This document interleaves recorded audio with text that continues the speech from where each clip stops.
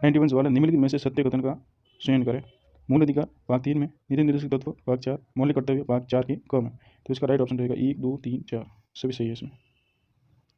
अगला सवाल है, में से कौन से संविधान संशोधन के माध्यम से 11वां मूल कर्तव्य जोड़ा गया?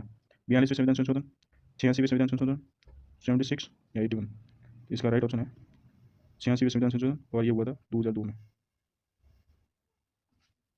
अगला सवाल है, भारतीय संवैधानिक इतिहास के क्रम में सर्वप्रथम पारित किया गया अधिनियम था? माल्य मिंटो सुधार अधिनियम, बी ऑप्शन है council of India act 1892, C option है 1773 का रेगुलेटिंग एक्ट, डी ऑप्शन है Pitt's India act 1784।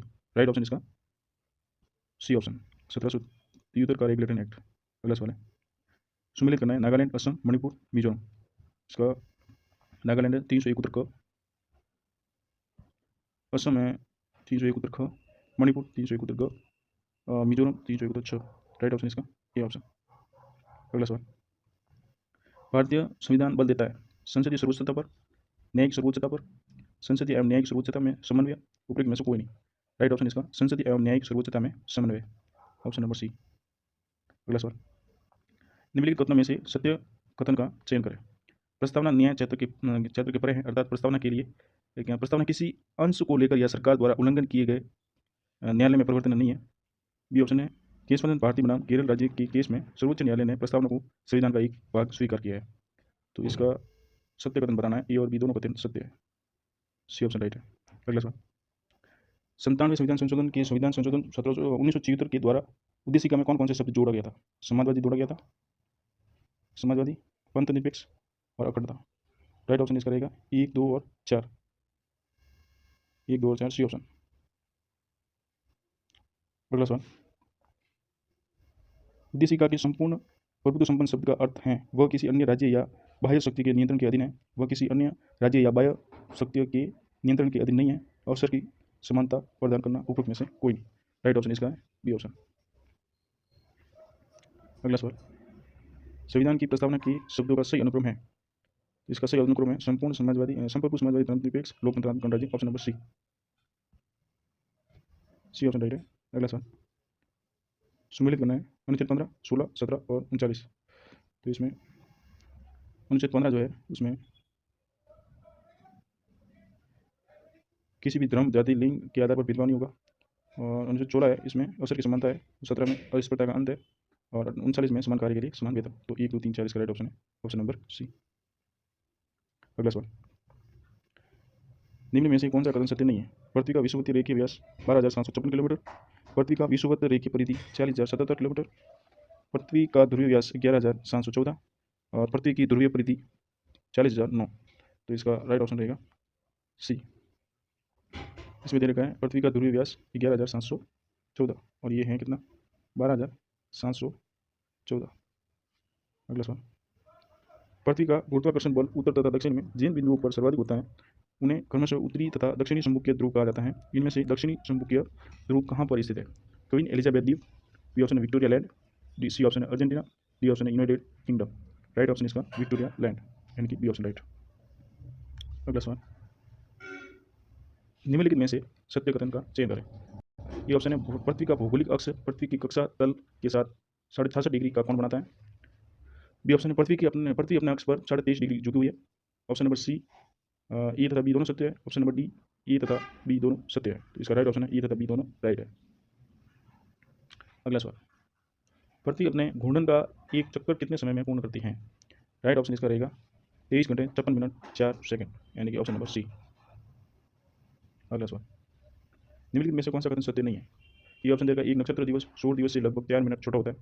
B option देगा पृथ्वी की घूर्णन गति भूमध्य रेखा पर सर्वाधिक 16 किलोमीटर प्रति घंटा होती है। सी ऑप्शन है पृथ्वी की घूर्णन गति ध्रुवों पर शून्य होती है। डी ऑप्शन देगा 45 डिग्री उत्तरी एवं दक्षिणी अक्षांशों पर पृथ्वी की घूर्णन गति 1220 किलोमीटर प्रति घंटा होती है। तो इसका सी ऑप्शन डी रहेगा, ये जो है सुमेलित नहीं है। इसमें 1220 दे रखा है जबकि 1120 है। कितना है? 1120 किलोमीटर प्रति घंटा। अगला सवाल, पृथ्वी की घूर्णन गति का निम्न में से कौन सा प्रभाव नहीं है?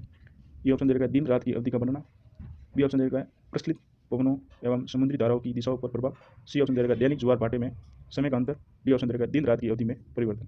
तो 106 का राइट ऑप्शन है दिन रात की अवधि में परिवर्तन, डी ऑप्शन, इसका प्रभाव नहीं है। अगला सवाल, पृथ्वी की सूर्य से निकटतम दूरी 14.7 करोड़ किलोमीटर 3 जनवरी को होती है। यह घटना किस नाम से जानी जाती है? तो ये घटना उपसौर के नाम से जानी जाती है। और सबसे दूर होती है उसको कहते हैं अपसौर, जो 4 फरवरी को होती है। अगला सवाल, चंद्रमा एक माह में पृथ्वी के साथ कितनी बार समकोण की स्थिति बनाता है? 1 बार, 2 बार, 3 बार, 4 बार? तो इसका रहेगा अपना 2 बार, समकोण स्थिति 2 बार बनाता है।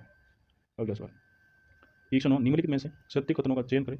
जब सूर्य चंद्रमा तथा पृथ्वी एक सीध में आ जाते हैं तथा चंद्रमा इन दोनों के मध्य में होता है तो इस स्थिति को युति कहा जाता है। सेकंड ऑप्शन दे रखा है, जब पृथ्वी सूर्य और चंद्रमा के मध्य आ जाती है तो इस स्थिति को वियुति कहा जाता है। तीसरा ऑप्शन दे रखा है, पृथ्वी की सूर्य के चारों ओर की गति को परिक्रमण गति कहा जाता है। फोर्थ ऑप्शन है, ग्लोब पर प्रदीप्ति वृत्त जो दिन तथा रात को विभाजित करती है। इसमें सत्य कथन का चयन करना है। इसका राइट ऑप्शन रहेगा 1, 2, 3 और 4। 4 सही है इसमें। ऑप्शन नंबर आगे दे रखे हैं, सभी सही है इसमें। अगला सवाल, 110 सूर्य की सीधी किरणें विषुवत वृत्त पर किस दिन पड़ती है? 21 जून, 23 सितंबर, 22 दिसंबर, 21 मार्च? तो इसका राइट ऑप्शन रहेगा अपना 2 और 4, यानी कि 23 सितंबर, 21 मार्च। अगला सवाल दे रखा है, निम्नलिखित में से असत्य कथन का चयन करें। ये ऑप्शन दे रखा है, संयुक्त राज्य अमेरिका को 7 समय क्षेत्र में बांटा गया था, रूस को 11 समय क्षेत्र में बांटा गया है। सी ऑप्शन दे रखा, 1884 से इंग्लैंड में लंदन के एक क्षेत्र ग्रीनविच से गुजरने वाली याम योत्र को अंतर्राष्ट्रीय मानक समय माना गया है। डी ऑप्शन दे रखा है, ग्रीनविच पर स्थिर मुख्य याम योत्र जिसके विपरीत की रेखा लगभग 180 डिग्री देशांतर पर है उसे अंतर्राष्ट्रीय तिथि रेखा के नाम से जाना जाता है। 111 का राइट ऑप्शन रहेगा सी, सॉरी ये ऑप्शन रहेगा, क्योंकि संयुक्त राज्य अमेरिका जो है वो 7 क्षेत्र में बांटा गया, ये गलत है, ये इसको 6 क्षेत्र में बांटा गया। 6। अगला सवाल, निम्नलिखित में से कौन सा कथन सत्य नहीं है? ये ऑप्शन दे रखा है, दक्षिणी गोलार्ध की तुलना में उत्तरी गोलार्ध में स्थल भाग अधिक है। बी ऑप्शन दे रखा है, विश्व का सबसे बड़ा द्वीप ग्रीनलैंड है। सी ऑप्शन दे रखा है, सबसे बड़ा महासागर अंटार्कटिक महासागर है। डी ऑप्शन दे रखा है, 8 जून को विश्व महासागर दिवस के रूप में मनाया जाता है। तो इसका राइट ऑप्शन रहेगा, सबसे बड़ा महासागर अंटार्कटिक नहीं है, सबसे बड़ा महासागर कौन सा है? प्रशांत महासागर। तो इसका राइट ऑप्शन सी। अगला सवाल, निम्नलिखित महाद्वीपों को क्षेत्रफल की दृष्टि से सही क्रम में निर्धारित कीजिए। एशिया, यूरोप, उत्तरी अमेरिका और अफ्रीका। तो इसका राइट ऑप्शन जो है वो है एशिया सबसे बड़ा है, उसके बाद में अफ्रीका, फिर उत्तरी अमेरिका, फिर इसका यूरोप। तो इसका सी ऑप्शन राइट है। ठीक है, इसमें सबसे बड़ा एशिया हो गया, फिर अफ्रीका, उत्तरी अमेरिका, दक्षिण अमेरिका, फिर अंटार्कटिक, उसके बाद में यूरोप, उसके बाद में ऑस्ट्रेलिया। अगला सवाल, निम्नलिखित में से कौन सा सुमेलित नहीं है? ब्लॉक गिरी श्रृंग यूरोप में, अकोकागुआ गिरी श्रृंग दक्षिण अमेरिका में, किलिमंजारो गिरी श्रृंग अफ्रीका, एंडीज पर्वत श्रृंखला उत्तरी अमेरिका। तो ये उत्तरी अमेरिका नहीं है, यहाँ पे होना चाहिए था दक्षिण अमेरिका, तो ये दक्षिण अमेरिका में। अगला सवाल, राइट ऑप्शन इसका डी रहेगा। 115 एवरेस्ट गिरी श्रृंग विश्व का सबसे ऊंचा पर्वत शिखर है जिसकी ऊंचाई 8,849 मीटर है। इस पर्वत को नेपाल में किस नाम से जाना जाता है? चौमोलुंगमा, सागरमाथा, कैलाश पर्वत या ये भी दोनों? तो इसका राइट होगा सागरमाथा। सागरमाथा नाम से जाना जाता है नेपाल में। अगला सवाल है, निम्नलिखित को सुमेलित करें। विक्टोरिया जलप्रपात जो है वो है जैम्बेजी नदी।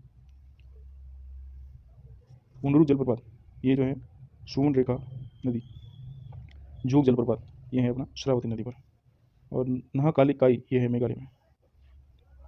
ठीक है, तो राइट ऑप्शन इसका रहेगा अपना बी। अगला सवाल, निम्न में से किस महाद्वीप में गोभी का मरुस्थल है? अफ्रीका, यूरोप, एशिया, उत्तरी अमेरिका। तो ये रहेगा अपना एशिया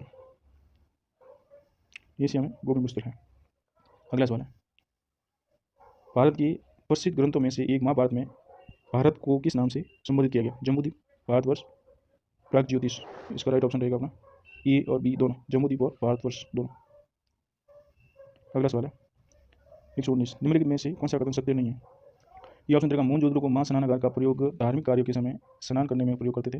बी ऑप्शन है, धोलावीरा शहर अलग अलग 3 क्षेत्रों में विभाजित था। सी ऑप्शन दे रखा है, धोलावीरा में 7 विशाल जलाशयों का निर्माण किया गया था। और डी ऑप्शन दे रखा है, मिट्टी से निर्मित हल का लघु प्रतिरूप हरियाणा की बनावली से प्राप्त होता है।